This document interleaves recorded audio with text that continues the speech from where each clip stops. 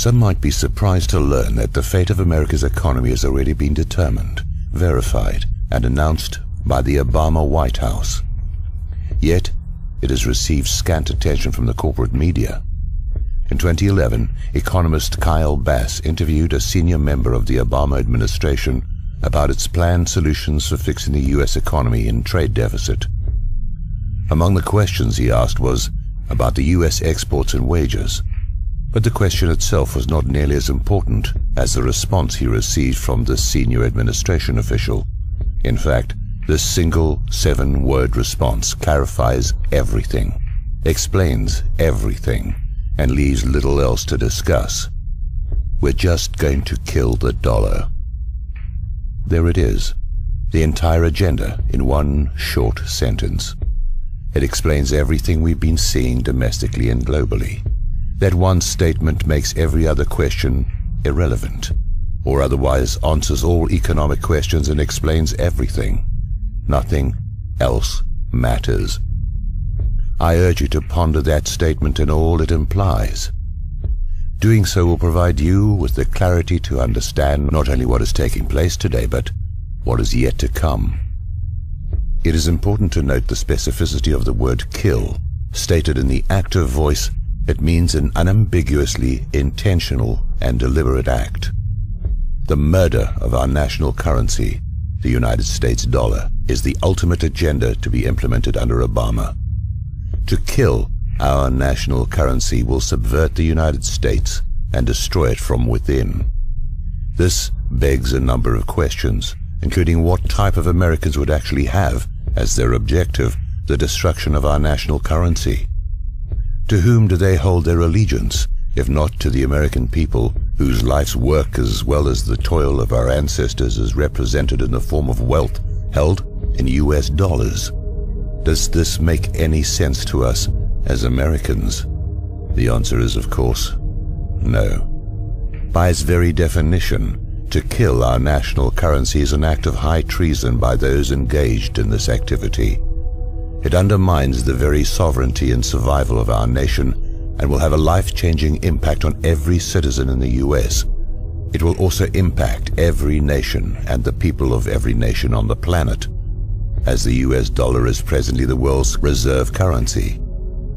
It is an act that should result in the filing of criminal charges against the conspirators, a trial of their peers, and if convicted, a death sentence. It's that serious. According to my source, we are past the point of no return. We will not be able to stop what is coming, but must be wise enough to prepare and get out of the way. The murder plot involving the death of the dollar did not begin with Obama, but he and other conspirators have accelerated the plans, plots, and schemes for its demise. The ultimate objective is to implement an international currency in tandem with a system of global governance. The problem is that most people are not thinking large enough, nor do they understand the magnitude of the lie. They are not seeing the larger picture as their focus is diverted elsewhere. For example, they focus on various tentacles of the octopus, such as the gun confiscation initiative, the DHS armament acquisitions, and economic woes as independent and unrelated events. They are not. Meanwhile, others continue to adhere to or even perpetuate the dual-party meme of governance, holding dearly to the notion that there is a practical difference between the Republican and Democratic parties. Have we not seen sufficient evidence that they are now of one party acting in concert with each other? They cannot see the collusion and backroom deals and continue to hope that the next election will finally change the unchangeable continuity of agenda. Most of the elected officials are on board with the subjugation of the United States to a global system of governance. Some are actively facilitating this agenda, while others are making nominal objections on the stage of political theater, whilst hoping to earn a seat at the global table. It's entertainment for the globalists, distraction of the masses, and diversionary fodder for the talking heads in the media. America has become a captured operation, captured from within. Think of the Vichy French internal collaboration with the enemy, or softening the ground for a full takeover from within. The takeover of America has already happened. The collaborators have already been installed, and we are now on a path to complete subjugation of a larger global system of governance. If you continue to doubt this, how else would you explain the numerous examples of our dual-party governmental acquiescence of self-destruction? Those who are pleased about the new record-setting stock market highs and various other manipulated statistics that indicate our economy is improving will be the most vocal critics of this report, and who will attempt to discredit the validity of the information offered here.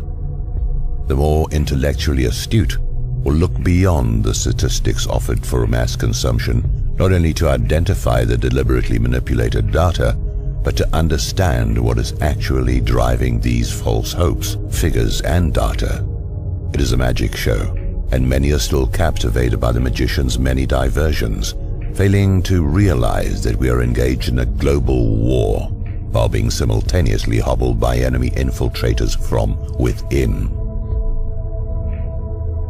One reason we are seeing new stock market highs is the rush to the dollar from other currencies, especially in the Eurozone.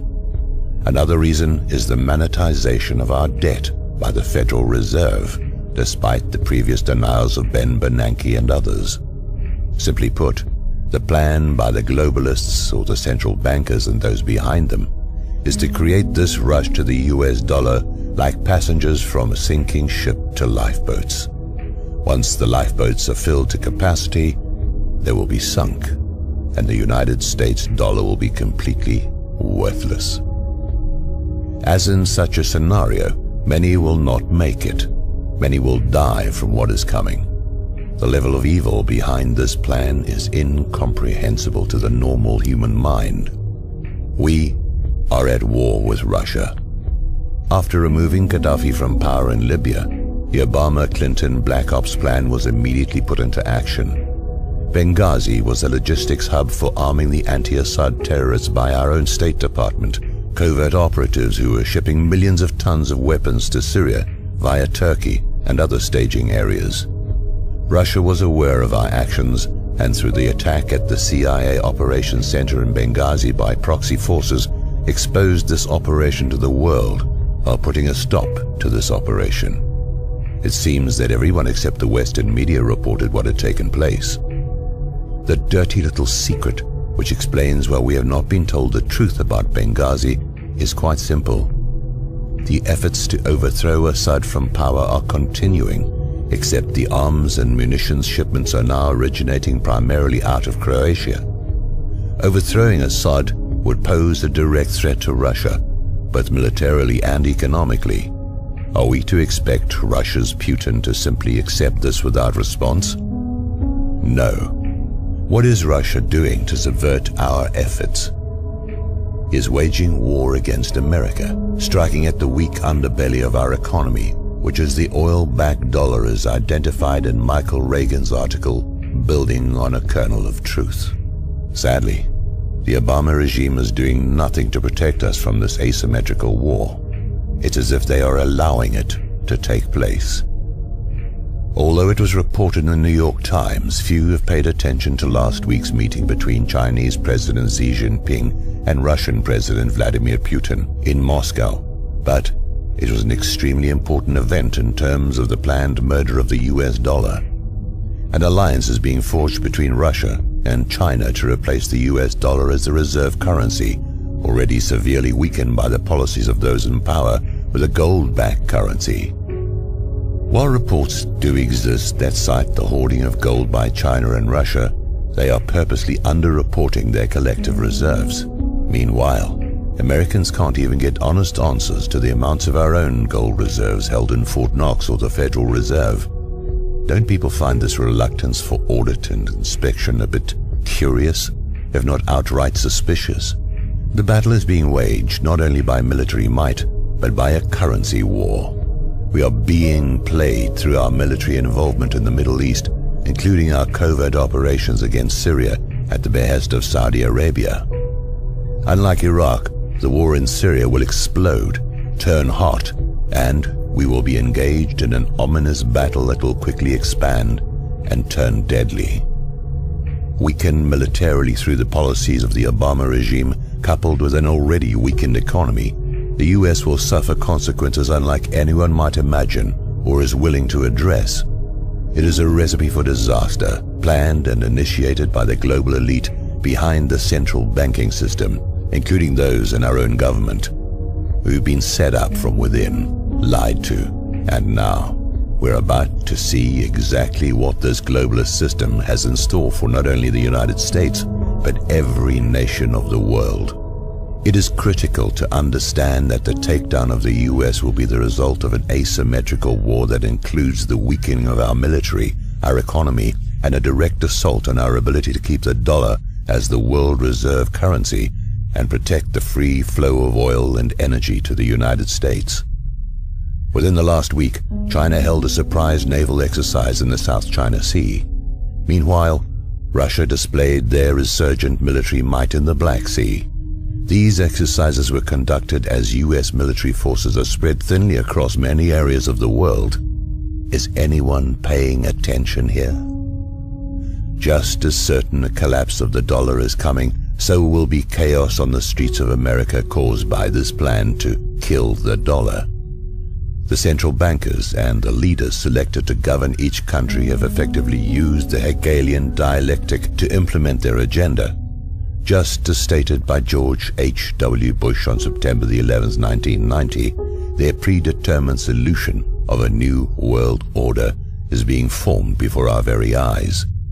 They've told us what they are doing, but we have chosen not to listen or failed to understand what was being said. The US has always been the firewall against the globalists.